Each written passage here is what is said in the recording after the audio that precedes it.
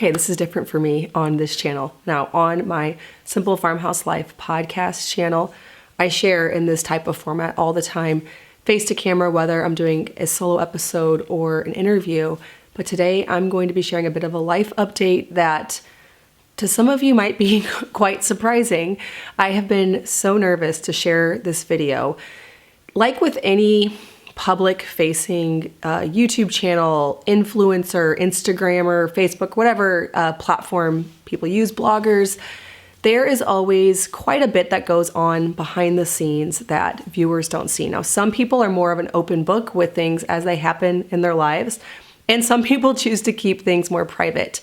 I would definitely fall in that latter category, to the point where I really don't enjoy sharing everything about my personal life on here, but I've always loved educating homemakers on how to cook from scratch, stock their pantries, care for their families, get their chores done, motivate them to keep their homes and enjoy the process and find all the beauty in it. Of course, I love sharing recipes.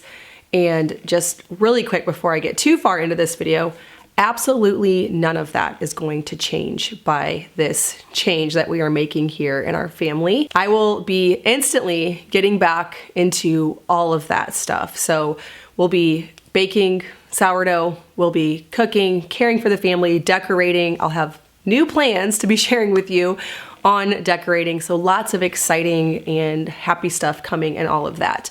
But as you probably know from the title of this video, we are moving, which for those of you who have followed along with this journey, a lot of you have followed along all the way back when we lived on Boone Street. When I started this channel, I called it Farmhouse on Boone. And I remember when we moved from Boone Street, I had a much smaller audience. The amount of people who were very upset that we were moving because, you know, you fall in love with a content creator's home and life, and that's all part of this job. It is inviting you into our story and then creating beauty where we are and taking you all along with it. So I completely understand why that would be surprising to some people that we moved from Boone Street. And then many of you have been following along since that day. You remember when we found this historic late 1800s farm and farmhouse, barn, little cottages that we had at the time. We had to take one down, but we have a little cottage with a stone chimney and an old brick silo. And you've been through us getting goats for the first time, our first dairy cow, fencing the place in and making it to where we could have animals here, redoing our kitchen completely from start to finish. So we came here with a 90s, I'd say, kitchen, and we stripped all of that back and made a farm kitchen with a high back apron sink and a vintage stove. We redid the pantry, adding lots of built-ins to make it perfect for all of the things that I need to cook from scratch, to ferment, to make butter and cheese and kefir and sauerkraut and all that kind of stuff. And an office space with all of the built-ins in the kitchen and really making this home ours. Many of you did ask when we moved here, and I say many of you, but a lot of you probably haven't been following along that long and you're like, I don't even care. Like, so what? You're moving. But there are people, I guess I'm speaking to those who have been following along from the very beginning, and I've done lots of things where I've met people in real life and people will say, I've been following you since Boone Street. So I know that there are a lot of you who are very invested in this story. And so I understand that a lot of you probably aren't as well. So it's like, who cares, lady, you're moving. I get that as well. But for those of you who've been following along through all of this, I was asked many times when we bought this place, is this your forever home? And I never, I'm pretty sure you can quote me on this. Like, don't, if you go look back, try to find it. But I've never said any place is a forever home. And though I am way more confident that the place that we are going will be our forever home, I will never fully say forever home because things change in life. So what seems like the best possible transition for our family right now, with the kids we have, with the ages that they all are, 10 years from now, we won't have any babies. My oldest will be moved out, most likely. In fact, my oldest 3 will probably be moved out, maybe even 4. There might be grandkids, and just everything about life will look so different that I think it's really hard for anybody ever to say that something is a forever home. It does seem kind of short-sighted. Now, I think it's important to plan things as if they could be, but always being kind of open-handed with what that might look like. You just never really know where God's going to lead your family and what that's going to look like, even if you have all the vision for something in the world. And that's how I feel about where we're going, but also I still won't say forever home. So for this home, I did think that we'd be here a little longer, but I didn't really expect that it would be our forever home. So when we moved here almost 6 years ago now, our biggest goal was to get out of town. So at the time when we purchased this little farmstead, 7 acres, we lived on a really busy street in the town that we lived in. And we had 5 children at that time. I ended up birthing 3 more here in this farmhouse. We had 5 children. They were starting to get a little bit older, and I just so badly wanted somewhere where they could run outside and I wouldn't have to worry about them, because as a mom, you know, there's so many things that I need to do inside. If I'm outside all day, then we're not having lunch, we're not having dinner. Of course, there are times of the year where that tends to happen more. But my biggest goal, and Luke's biggest goal for our family, was to get somewhere where we could have a few animals and have privacy and land so that our kids could play outside, explore, just live their kid lives. And that was the number one goal.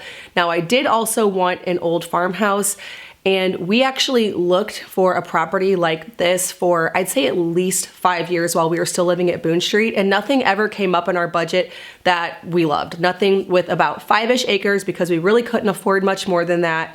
Privacy, a cute-ish house. Now, I, of course, am willing to do some renovations and some work to make a house what I want. Nothing that we could afford and were excited to move to came up for a really long time. So we ended up being at Boone Street for 10 years, which was a lot longer than we really planned. And by the time we found this place, our oldest child was 10. And then, of course, every 2 years after that, through 5 kids. And so I really was desperate to have somewhere where we weren't all in the house all day, where we had some outside space. This place was perfect for this season of life.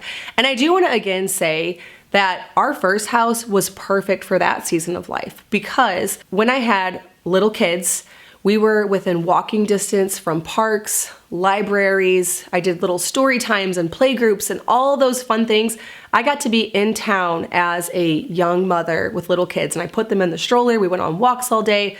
It was absolutely perfect for that season of life, but we very much outgrew it. Not so much the house. I could live with less space, honestly. We outgrew the lot and the location. And when this place came up for sale in 2018, the market was lower.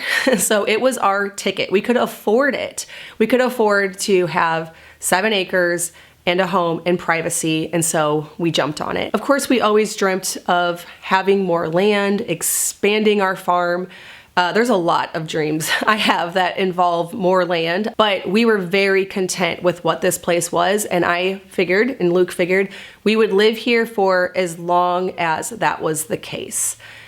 If there was an opportunity to purchase more land that we could afford, depending on when that time frame all happened, we were both very open to that idea. To share a little bit more about what motivated this in the first place, I know I already mentioned wanting a creek and more land, but also where we live isn't quite as private as we want. Again, a total dream when we were coming from town, and honestly, we could have stayed content with this for a really long time if the opportunity for the right land didn't present itself. But our house is the original farmhouse for a large property, and sometime in the 80s, the rest of the farm was sold off. And so we are at the front of the street, and then there are houses all down the street. It's sort of like a subdivision, but not quite, all with 3-acre lots. So very spread out, very nice. But I think people picture us out in the middle of nowhere because I don't show our neighbors. I pretty much just focus on our own home and things that are around here.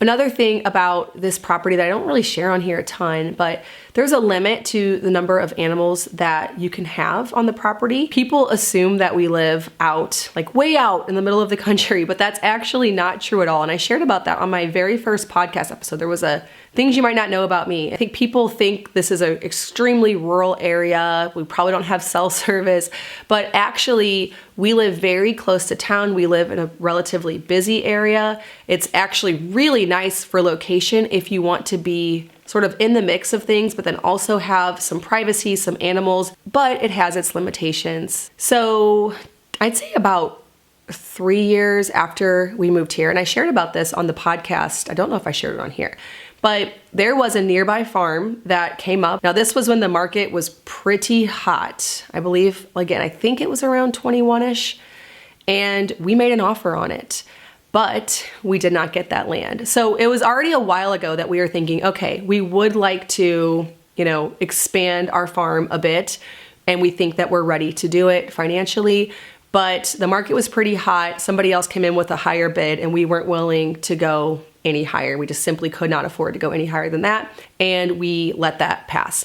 But I would say that that's when we started more seriously looking. We got really excited about the idea of more land. We really wanted a live creek, and in my perfect world, an old house. Now, that other farm that I was just telling you about that we ended up not getting, it had an old house on it, so that would have been great. But again, at that time, that was very much out of our price. Well, it wasn't very much out of our price range, but what it ultimately sold for was. I think we even gave a full price offer, but we did not get it. So it was out of our price range. And so we sat again with this home for a while. Again, content, not really even sure that we wanted to leave it. I felt like when we didn't get that other property, I was like equal parts bummed and relieved because that would have made that decision. Like, we were going to be leaving this home that we invested a lot of love and time, and I had a lot of hopes and dreams wrapped up in this home because it was the first time that we got to live on a homestead was here. So there will always be that attachment. It wasn't so much this place, it was the dream that was realized when we moved here. Like, finally, we have a piece of land that we can, do what we want with. We can let our kids run free. We can milk a cow. We can collect eggs.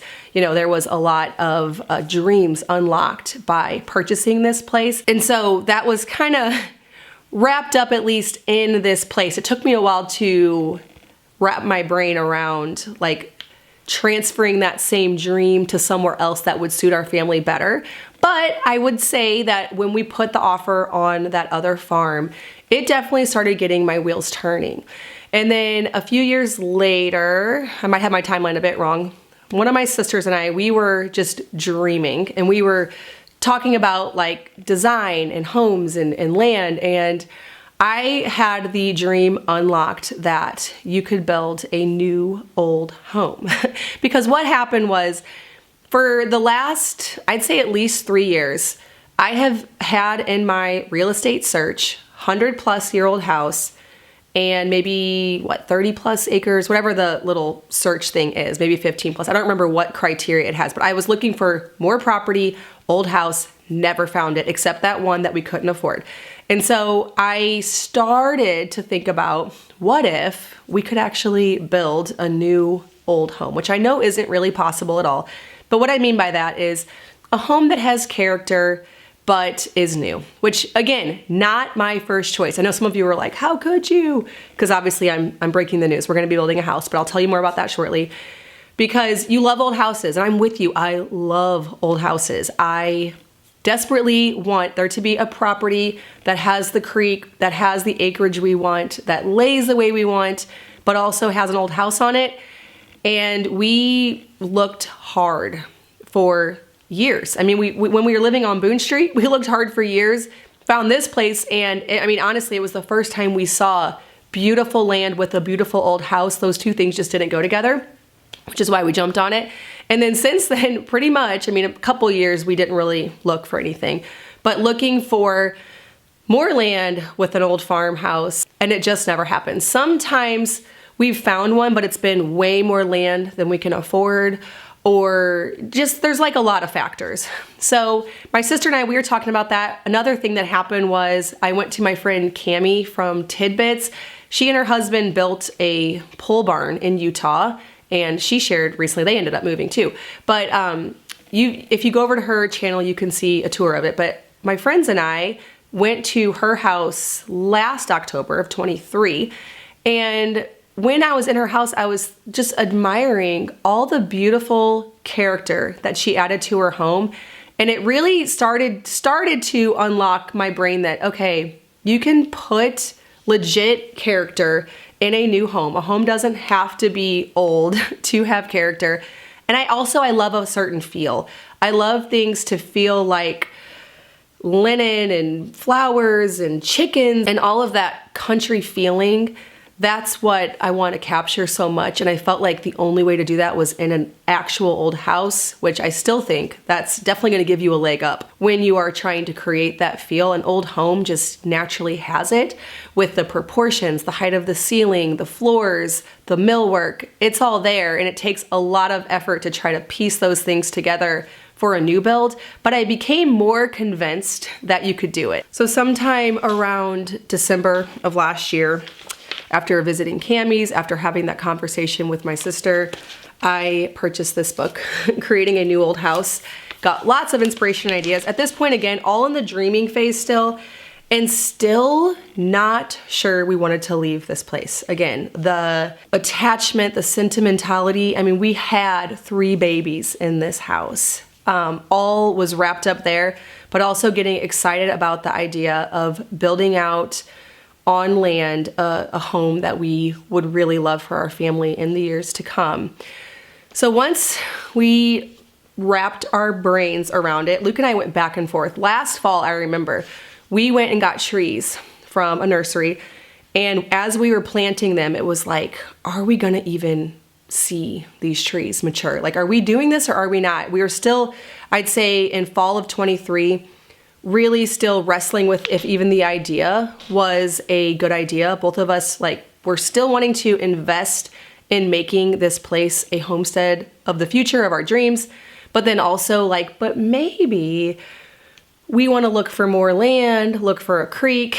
And so it was not at all a sure thing. It was just something that we were starting to think about. And I remember having those thoughts when we were planting trees. So for the future owners, there's so many trees here, so many things that we did in this home that I think will really just be wonderful for the next owners, that we imagined maybe possibly our grandkids would enjoy. We just didn't know for sure, but definitely the idea was born. And we started looking for raw land. Because like I said, we'd already been looking for old homes with the land, and it started to occur to us that's probably not gonna happen. And honestly, I still have that in my search. Like, if something comes up, I still would, something with a creek and the land that we want came up with an old home. Doesn't even matter if it's a great old home. I can usually see the potential pretty well. That would still be a consideration, but at this point, we're pretty far into this whole process, this whole plan. Yeah, so I started looking through books and articles and even some YouTube videos, design on adding character and building a home with old house principles. So I would say sometime around February, maybe January of 24, there was a property that came on the market. It might have came on a little bit earlier. And when I saw it from the pictures, I thought, this looks like something really good. I showed Luke, of course. I showed my dad. Neither of them seemed like very interested. From the pictures alone, I don't know. Neither of them really cared or said much about it. So we didn't really do anything with it. And then I would say probably a month or 2 later, it's like, hey, remember? Because we had looked at several properties at this point. We'd even gone to a few auctions. Never ended up buying anything. And that property was still on the market. And I was like, hey, what about this one? It's like, well, we could at least go look at it. And so we called the agent. He said, it's totally fine if you just want to walk around. He didn't have to like come and meet us or show us it. He checked in with the owner, said we could walk it. We walked the whole entire thing. We actually missed one part because we didn't realize where the property lines had gone. And then again, we sat on it, and then we did the whole thing again, called the agent. We walked the whole thing again. And we decided that it was perfect. It was like the first time we went, we're like, maybe. And then the second time we went, Luke was way more in love with it. Like the views and everything. I just was like, I love it. Now I have to wait for you to fall in love with it. And my dad did the same thing. The first time he was like, it's pretty nice. And then he told me every time I go, I like the place better. So, seeing it through the different changes of seasons, because we, stuff started to come up. It started to be spring. And we ended up buying that property in April. And I announced that on here. I told you all that we bought a property. A lot of you asked if we were going to move, and I just did not want to share anything about that yet because I wasn't sure even like any of the details with it because I had never built before. I still haven't built. And I wasn't sure like what direction we were going to take it. We weren't even sure if we were going to start doing anything right away or just sit on the property for a while, have our home for a while. It was not a for sure thing for a while, but our wheels again started turning and we started dreaming about that build site and what it would look like if we had a barn here and facing this direction. And we really started dreaming about it. And over the summer, we spent some time creating infrastructure. The property was completely raw land, so it needed electric, water, a driveway. Those are all super fun things. And so we spent the summer working on the design of the house and all of that stuff. I forget when exactly we started working on it, but I knew no part of this would be a quick process. So then came the decision about what to do about this home. And for quite a while, Luke and I really thought that we would just keep this property, maybe use it as a rental, maybe an Airbnb. I remember even seeing a friend over the summer and telling her, well, we bought property, we want to build, but we're going to keep our house. And she's like, oh, great, that's great. And I think this was just our, not grieving process, because I don't feel any grief about this. I know this is what is right for our family. But there was, oh, at least if we move but keep the house, we won't have to let it all go. But throughout the summer, after we decided that we weren't going to actually sell this house, we just started noticing all the things that would need maintenance, of course, because this is not just a little home in town. It's a home with a barn. It's a home with 7 acres that have to be tamed. It has outbuildings. There's just a lot to it. It isn't a simple little, what I would imagine if you've never had a rental or an Airbnb before, which I have not. Probably not the best first one. And so we started, late summer, I don't even know.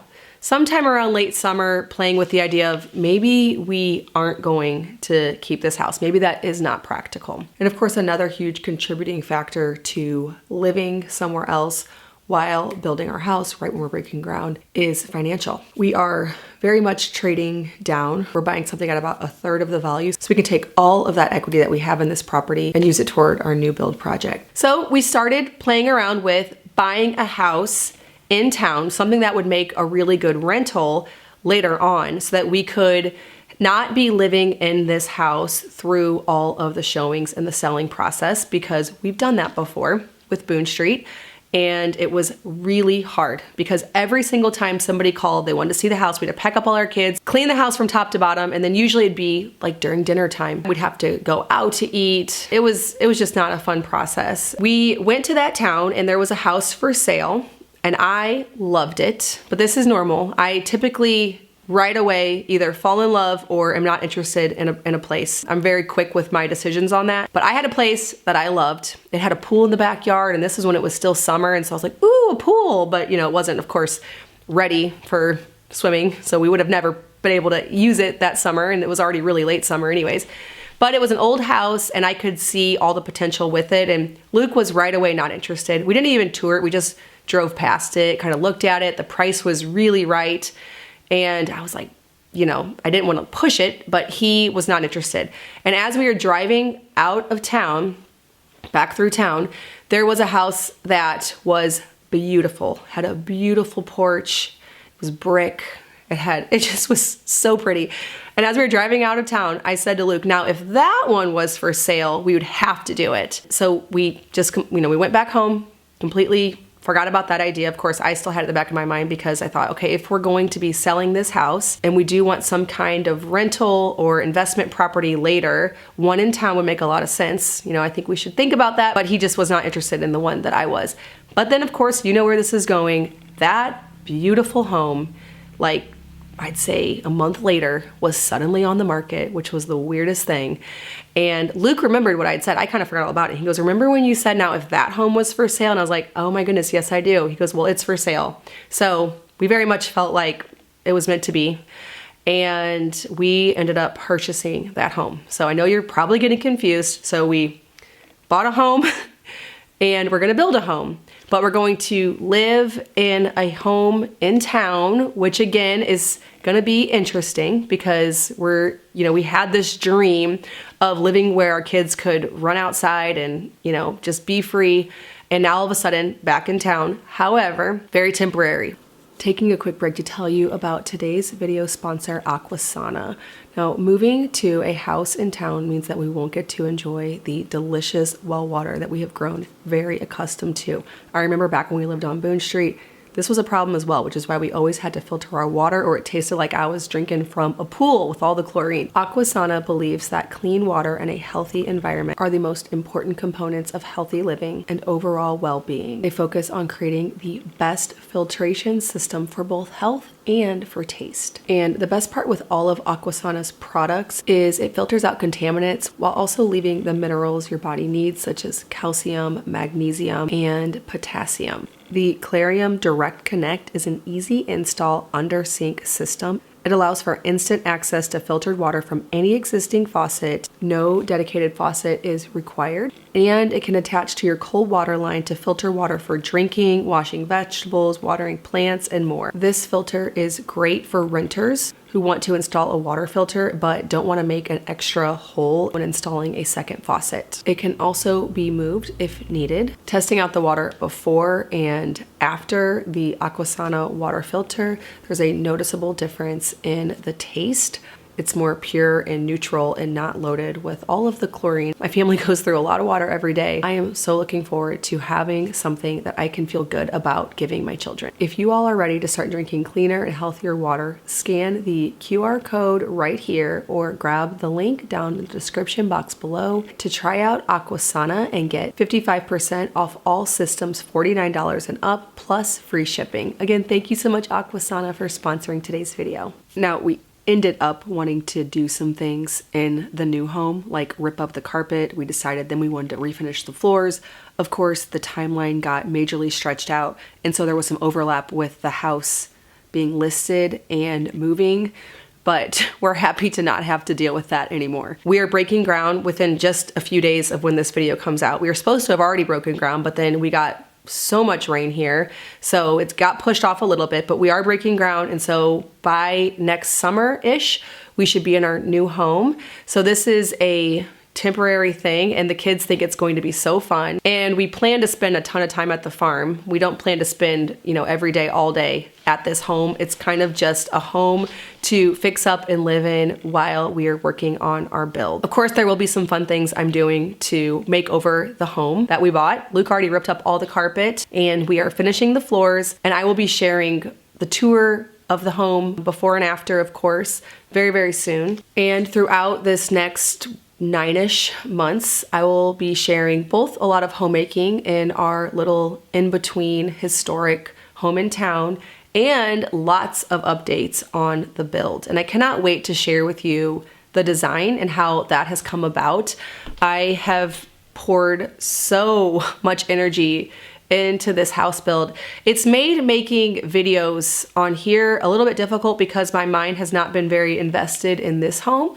I haven't done a whole lot of new design. I've just been maintaining what we have because so much of my brain have been going to creating a new old house, which I'm excited to share with you that whole process and what that's looked like and then how it unfolds going forward. So something we've done is I've collected old historic doors, and hopefully this is all possible. I'm still sitting here at this moment of we haven't done any of this yet, but a bunch of collecting, planning to put all old doors in the house and historically replicated moldings. And I really want to collect a lot of things together from salvage shops to make it have a legitimately old feel, not just reminiscent of. There was something with this house that I really realized whenever I started to get a little bit like, oh, can this even be done? Because I know it won't be the same. I get it. It will not be, the same. For you who have an old house and you're like, yeah, but it won't be the same. I agree. I love old houses too. But I realized that a lot of things in this house actually are quite new. So our kitchen, anything that has a ton of character in our kitchen, we truly added ourselves. We added in the old sink that I got salvaged, the old oven that I got salvaged. We took out cabinets and I put a hutch in for our plates and cups. We did the office built-ins that are floor to ceiling, designed to look old. We completely redid the pantry. That wasn't anything cool. It was just some wire shelves. We added beadboard in there. We gave it a nice historic tile and paint color, and it has a built-in feel. And outside, the stone pathways, the picket fence around the garden arbor. Those were all new things that we wanted to incorporate with this historic property, but they're new. And then the side of the barn, it was all crumbling and falling apart, and we salvaged old barn wood and put that on the side. Again, taking something old and restoring it, to me, you could almost do the same thing with something new if you know the style, proportions, the materials to use. So it really gave me the confidence that, wait a minute, a lot of things in this house didn't actually have character. I brought them. Now, of course, it had character too. It had the pocket doors you see behind me. In our new house, we do plan to have pocket doors, and I'm gonna get historic ones so that it actually will look old. It has a beautiful old staircase. So that's something that's just, you're not gonna get in a new house, but I can get spindles designed to look old. I know I can because several of these spindles were either broken or over the years, somebody had replaced it with a new spindle. And so I took the old spindles, sent them into a woodworking company, and they made them to match. So I have new spindles that very much look old that are now in our staircase. So I know that there's a ton of things I can do. This fireplace behind me, that's all faux. We added that. So there's just so many things that I'm like, wait a minute.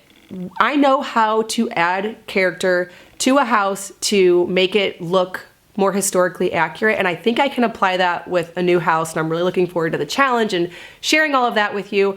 Ultimately, with our property, we wanted something where we could expand and we could grow. And I don't even know exactly what that's going to look like at this point. A lot of you are gonna say, well, what are you gonna do with the farm? Are you gonna have, what animals are you gonna have? Well, I know I want cattle. I'd like probably sheep. I'd like more land to do that with, but ultimately we don't know. I have the idea that maybe someday one of our kids will want the opportunity to farm something and we'll have the space for that. Or maybe one of the kids will want to build on the property. I think that'd be so amazing. Just something where we could expand and grow and have a legacy. That's the goal of what we're trying to build out. I know there's gonna be things that we're gonna do wrong, we're gonna regret. That whole thing, like building, is overwhelming because you have this raw land, you can do whatever, and it's like, okay, now we gotta make decisions. But I think we're ready to move forward and take on that challenge. Well, thank you so much for watching and for coming along with us on all of our adventures, from Boone Street to this first little homestead to our new farm that I cannot wait to share with you.